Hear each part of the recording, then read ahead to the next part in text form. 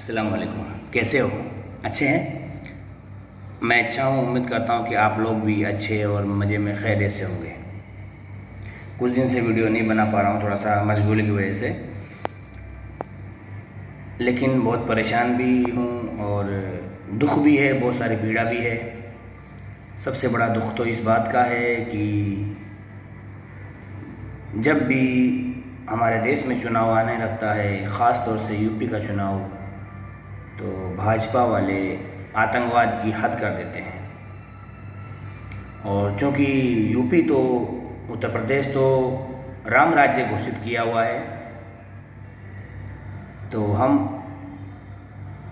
आपको कुछ वाक़या बताते हैं राम राज्य के, और उसके बाद बाकी बात होगी। तो पहले तो आप देखिए कि क्या इसी को रामराज कहते हैं। देखिए रामराज काफी मेहनत कर रहा है कि मुसलमान क्या खाएं, क्या पहने और अपने ठेले पर किसका नाम लिखें। हिंदी प्रदेश ने इस स्तर पर पहुंचने के लिए कम मेहनत नहीं की है, बहुत मेहनत की है। रिटायर्ड अंकिलों ने तो दिन रात की है। उसकी खातिर इस असहिष्णुता के बाद भी आप सहिष्णुता पर गर्व कर ही सकते हैं। अपना अल्लाह का नाम लिखो भाई, मोहम्मद का नाम लिखो। श्रीनाथ जी का नहीं लगा सकते हो आप, हटाओ से तुरंत तरीके से नाम है ना, चलाना ये और अपने नाम से चलाना ओरिजिनल में। बिल्कुल ध्यान रख ले इस बात को, हटाए इसको। कृष्ण भक्ता भी युद्ध करो, मथुरा को भी शुद्ध करो, कृष्ण भक्ता भी युद्ध करो, मथुरा को भी शुद्ध करो।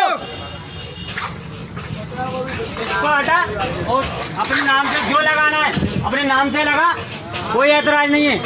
तो हमारे ठाकुर जी का नाम आप लगाओगे और इस्तेमाल करोगे तो हमको आपत्ति है। और यदि आपको हमारे ठाकुर जी का इस्तेमाल करना ही है तो आइए, आपका हम वहाँ खोल के स्वागत करते हैं। आइए, घर वापसी कीजिए और बड़े अच्छे रूप से आपको हम दुकान भी देंगे और श्रीनाथ जी का नाम भी देंगे।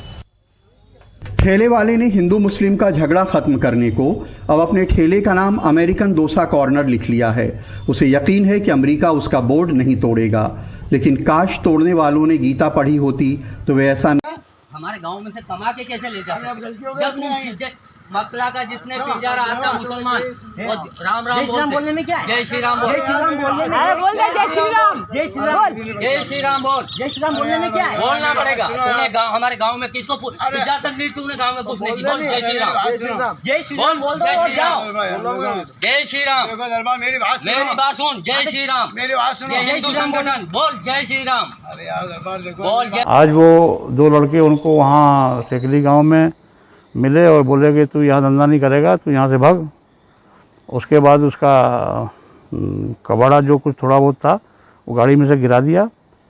और जब ये चाचा मध्य प्रदेश के नीमच में एक आदिवासी युवक को मामूली विवाद में पहले बुरी तरह पीटा गया और फिर उसके बाद उसे पिकअप से बांधकर दूर तक घसीटा गया। बाद में उन्हें अस्पताल में भर्ती कराया गया, जहां इलाज के दौरान उनकी मौत हो गई। यह घटना 26 अगस्त की बताई जा रही है, लेकिन घटना का वीडियो 28 अगस्त को सामने आया। इस मामले में पुलिस ने 8 लोगों के खिलाफ मामला दर्ज किया है। 2 मुख्य अभियुक्त समेत 2 अन्य को गिरफ्तार किया जा चुका है। दूसरे अभियुक्तों की तलाश की जा रही है। पुलिस के मुताबिक आदिवासी युवक कुछ लोगों के साथ अपने गांव जा रहे थे, तभी उनकी बाइक गुर्जर समाज के एक व्यक्ति से टकरा गई। इस पर क्षेत्र के दबंग गुर्जर समाज के लोग इकट्ठा हो गए और उन्होंने आदिवासी युवक को मारना शुरू कर दिया। इसके बाद उन्हें पिकअप वाहन से बांधकर घसीटा गया। इस दौरान उनमें से एक व्यक्ति इस पूरी घटना का वीडियो भी बना रहा था। नीमच के पुलिस अधीक्षक सूरज कुमार वर्मा ने इस घटना के बारे में और जानकारी दी। मालूम है कि एक दिनांक 26/8 को मॉर्निंग में एक एक्सीडेंट की सूचना प्राप्त हुई थी, जिसमें FR भी गई थी और उसमें जो इलाज के दौरान जो एक्सीडेंट हुआ था उसमें उनकी मृत्यु हो गई थी। और उसमें जो भी राउंड अप किया गया तो उनसे पूछताछ की गई थी और ये तथ्य सामने आए थे कि गाड़ी जानबूझकर उसको मारी गई है। और उसके बाद अन्य लोगों को बुलाकर जो आरोपी पक्ष है उन्होंने उनके साथ मारपीट भी किया है और गाड़ी में बांधकर उसको खींचा भी गया है। तो उसके आधार पर अभी उसमें 304 और 302 और SC/ST एक्ट के जो प्रावधान है उनमें प्रकरण दर्ज किया गया है। इसमें अभी तक लगभग 8 आरोपी आइडेंटिफाई हो चुके हैं और इसमें 2 आरोपी जो मुख्य आरोपी हैं, जिसमें एक शीतल गुजर है और एक महेंद्र गुजर है, इनको अरेस्ट किया जा चुका है। और इसमें 2 और जिस गाड़ी से इनको बांधा गया था, जो पिकअप है, और उसमें जो ड्राइवर और कंडक्टर है, उनको भी राउंड अप कर लिया गया है। उनसे पूछताछ की जा रही है और जल्द ही बाकी आरोपियों की भी पहचान और अरेस्टिंग कर ली जाएगी। वायरल वीडियो में देखा जा सकता है कि आदिवासी युवक उन लोगों से लगातार माफी मांग रहा है, लेकिन इसके बावजूद लोग लगातार उन्हें पीट रहे हैं। आदिवासी युवक को मारने और घसीटने के बाद गुर्जर समाज के लोगों ने ही पुलिस को फोन करके बताया कि उन्होंने एक चोर पकड़ा है। इसके बाद पुलिस मौके पर पहुंची और आदिवासी युवक को अपने साथ ले गई। उन्हें इलाज के लिए अस्पताल में भर्ती कराया गया, जहां उनकी मौत हो गई। इस मामले को लेकर विपक्ष ने भी सरकार पर निशाना साधा है। पूर्व मुख्यमंत्री और कांग्रेस नेता कमलनाथ ने सरकार से फौरन इस मामले में आवश्यक कदम उठाने की मांग की है। मध्य प्रदेश में पिछले कुछ दिनों में इस तरह की कई घटनाएं सामने आई हैं। पिछले हफ्ते मध्य प्रदेश की व्यावसायिक राजधानी इंदौर में चूड़ी बेचने वाले एक मुस्लिम व्यक्ति को पीटा गया था और धमकी दी गई थी कि चूड़ी बेचने वो हिंदू इलाके में ना आया करे। इसके अलावा देवास जिले के हाट पीपलिया थाना क्षेत्र में सड़क पर टोस्ट बेचने वाले एक मुस्लिम शख्स की कथित तौर पर सिर्फ इसलिए पिटाई की गई क्योंकि वह अपना आधार कार्ड नहीं दिखा पाया। रहती है। आतंक के मामलों में तो यह खेल ही हो गया है।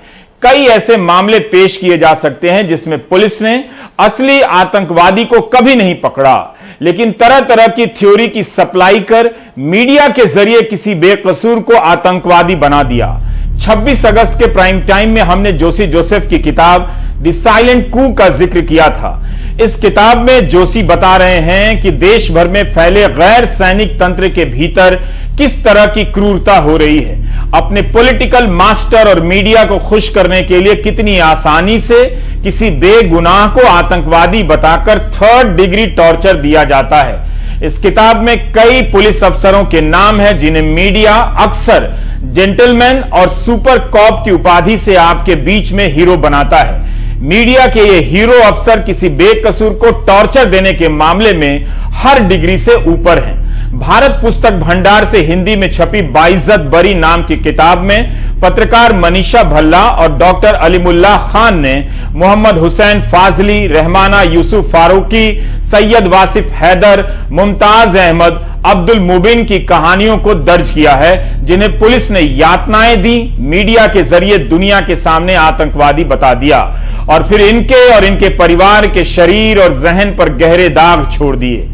जोशी जोसेफ की किताब इन्हीं सब प्रसंगों के हवाले से बता रही है कि कैसे सुपर कॉप और जेंटलमैन कॉप कहे जाने वाले अफसर आराम से अपनी जिंदगी में ऊंचे ओहदे पर पहुंच जाते हैं। उन्हें ऐसा करने में कोई अपराध बोध नहीं होता, जबकि बेकसूर होकर भी लोग अपराधी की तरह पूरी जिंदगी अपराध बोध में जीते हैं। फारोस प्रकाशन से छपी राजीव यादव और शाहनवाज आलम की यह किताब ऑपरेशन अक्षरधाम का एक एक पन्ना सेहरा देता है। झूठे आरोप में किसी को 11 साल जेल में बिताना पड़ता है। स्पीकिंग टाइगर से छपी फ्रेम्ड एज ए टेररिस्ट में मोहम्मद आमिर खान ने पूरा किस्सा बयां किया है कि कैसे 14 साल लग गए बेगुनाह साबित करने में, जिसे मीडिया और पुलिस ने पहले ही दिन आतंकवादी बता दिया था। यह किताब अंग्रेजी में है, लेकिन पुलिस की यातना आप किसी भी भाषा में समझ सकते हैं। मनीषा सेठी की किताब है Kafkaland, prejudice, law and counterterrorism in India. Abdul Wahid Sheikh की किताब बेगुनाह कैदी आप पढ़ सकते हैं। वे खुद मुंबई ट्रेन ब्लास्ट के आरोपी बनाए गए थे और कई साल जेल में रहने के बाद बेगुनाह साबित हुए। अब वे बाकी आरोपियों के पक्ष में अभियान करते हैं अपने किताब और यूट्यूब चैनल के जरिए। इनके चैनल का नाम है एक्विट अंडर ट्रायल। यह पता चलेगा कि आतंकवाद के नाम पर असली आतंकवादी की जगह आम बेकसूर लोग पकड़े गए और उन्हें यातनाएं दी जा रही हैं। हिंदी प्रदेश के युवाओं और खासकर रिटायर्ड लोगों के दिमाग में आतंक के नाम पर हिंदू मुस्लिम डिबेट का भूसा भर दिया गया है। इन किताबों का जिक्र इसलिए किया ताकि आप खुद पढ़ें, अपने परिचित पुलिस अफसर को पढ़ने के लिए तोहफे में दें। अगर पुलिस अफसरों के बच्चे आपके दोस्त हैं तो उन दोस्तों को पढ़ने के लिए दीजिए।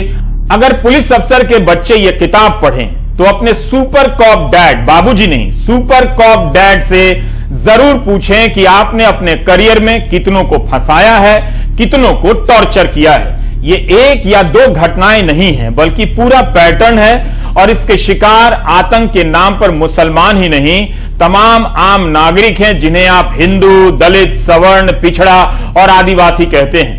कोई नहीं बचा है, सिर्फ वही बचा है जो वर्दी में है और जिसने ये काम किया है।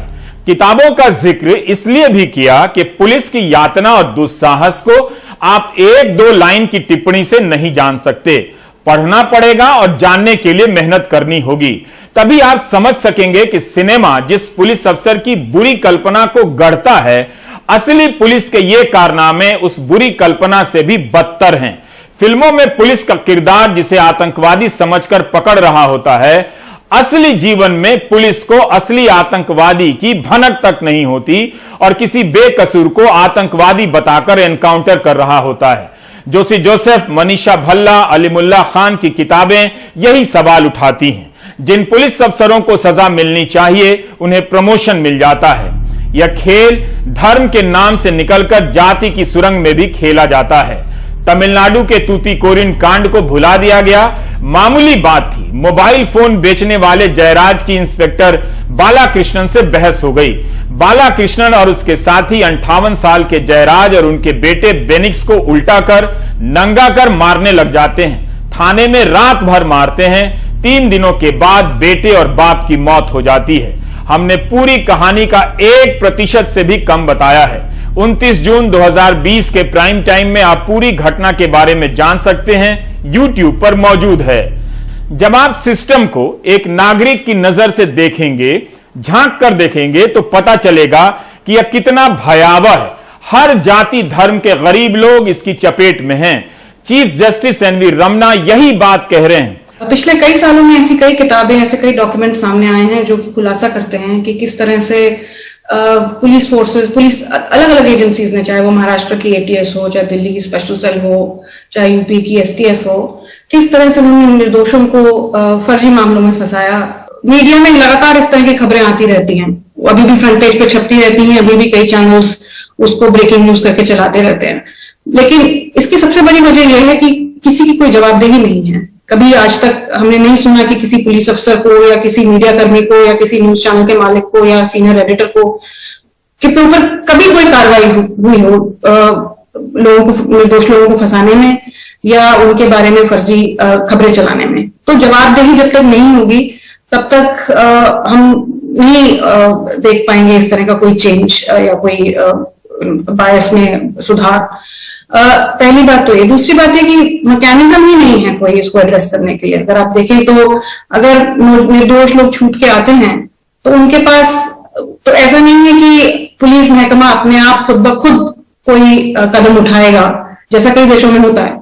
लेकिन यहाँ पर अगर कोई निर्दोष छूटा है तो उसको वापस खुद ही अपना केस दोबारा से लड़ना पड़ेगा और उसमें कभी कुछ मिलता नहीं है। जैसे कि हम देखें अक्षरधाम मामले में, जिसमें सुप्रीम कोर्ट ने बोला कि ये जो कन्विक्शन था कई लोगों का वो परवर्स है, अनरीजनेबल था और पूरे मामले को उन्होंने बहुत ही लताड़ा पुलिस को भी और लोअर कोर्ट्स को भी जिन्होंने सजा दी थी अक्षरधाम मामले में। लेकिन अब पुलिस अफसरों को तो छोड़िए सजा मिलना, लेकिन उनको कोई सिविल रेपरेशंस, कोई कॉम्पनसेशन तक नहीं मिला। तो हमारे यहाँ कोई इंस्टीट्यूशनल मैकेनिज्म ही नहीं है जिसके तहत हम इस पूरे मामले को एड्रेस कर सकें। और आप देखेंगे जब बरी भी किया जाता है तो बहुत कम ऐसे जजेस हैं जो कि खुल करके ये बात बोलते हैं कि ये मामला फर्जी है और पुलिस ने फंसाया। बहुत कम मिलेगा, जबकि on the face of it वो बहुत क्लियर है कि किस तरह से पुलिस फंसा रही है। आप देखें मोहम्मद आमिर खान, जिनके ऊपर 19 केस लगे, वो 14 साल तक जेल में रहे। आप उनके डॉक्यूमेंट्स पढ़ेंगे तो आपको लगेगा ये केस बना कैसे, लेकिन उनको बरी करते वक्त भी उनके जजमेंट्स में ऐसा नहीं लिखा गया कि ये मामले में निर्दोष को फंसाया गया। तो हम देखते हैं कि जजेस कतराते हैं जहां वो बोलते भी हैं, जैसे कि धौलाकुआं एनकाउंटर केस में, जिसमें इनफैक्ट जो हाईकोर्ट के जज हैं जज भट्ट, उन्होंने ये बोला कि पुलिस ने ये पूरी कहानी धौलाकुआं एनकाउंटर केस के बारे में उन्होंने बोला कि पूरी कहानी मनगढ़ंत है, पुलिस दफ्तर में बैठ करके लिखी गई है। और उन्होंने ये रेकमेंड किया, उन्होंने बोला कि जो पुलिस वाले इसमें लिप्त हैं उनके ऊपर FIR हो, उनके ऊपर केस चले, लेकिन वो नहीं हुआ। तो पूरा जो महकमा है, जो पूरा तंत्र है, वो मिल करके ये प्रयास करता है कि ना कोई कॉम्पनसेशन मिल पाए, ना किसी निर्दोष जिसने फंसाया हो पुलिस अफसर ने निर्दोष को उसको कोई सजा मिले। तो जब तक ये नहीं होगा तो सुधार या बदलाव की हम उम्मीद नहीं कर सकते। आम लोगों को एक और तरीके से टॉर्चर करती है, प्रभावशाली को बचाने में लग जाती है और उनके बदले आम आदमी को डराने लग जाती है। इसी यातना से तंग आकर सुप्रीम कोर्ट के सामने बलात्कार की एक पीड़िता और उसके साथी ने खुद को जला लिया। यह वो टॉर्चर है जिसकी गिनती नहीं होती है। केवल न्यायिक हिरासत और पुलिस हिरासत में होने वाली मौतों और टॉर्चर की गिनती होती है, बाहर की नहीं।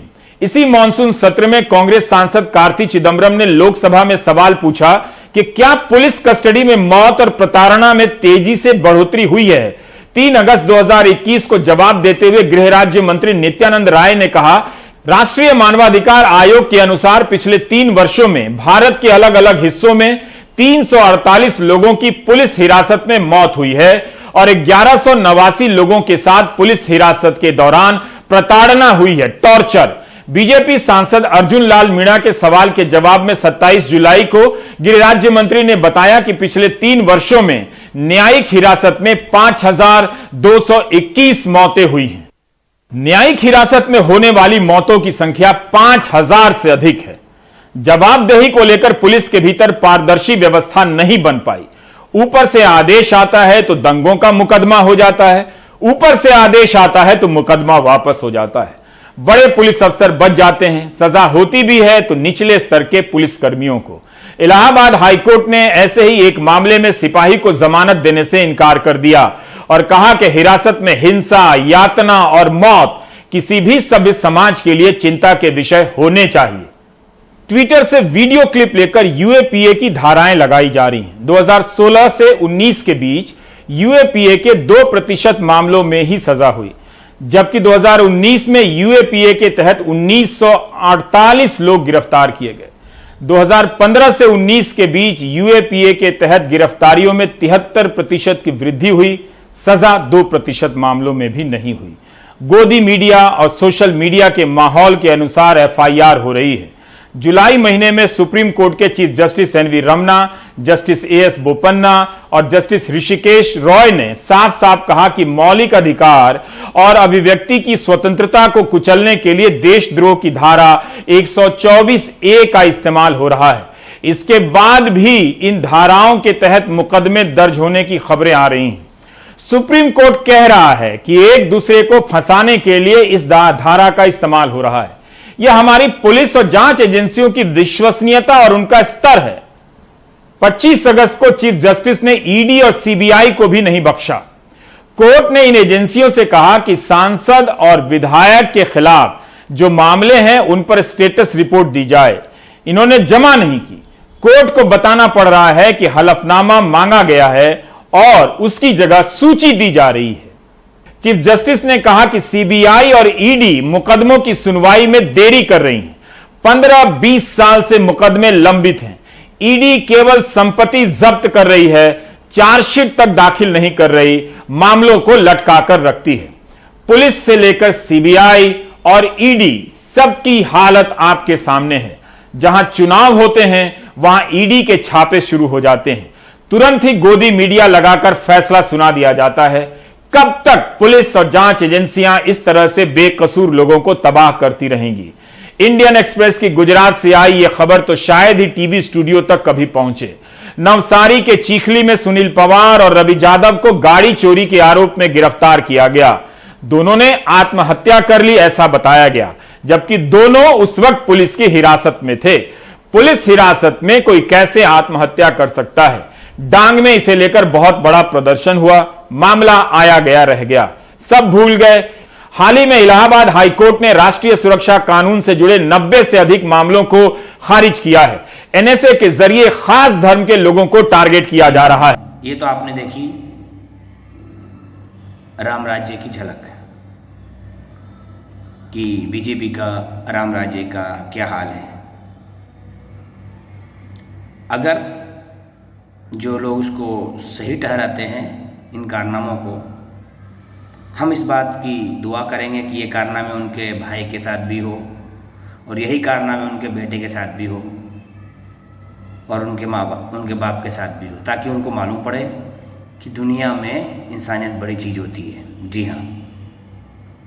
दूसरी बात ये है, अब आज हम आपको बताते हैं कि भारत में मिली जुली जो संस्कृति जो हमारी आज से नहीं सदियों पुरानी है।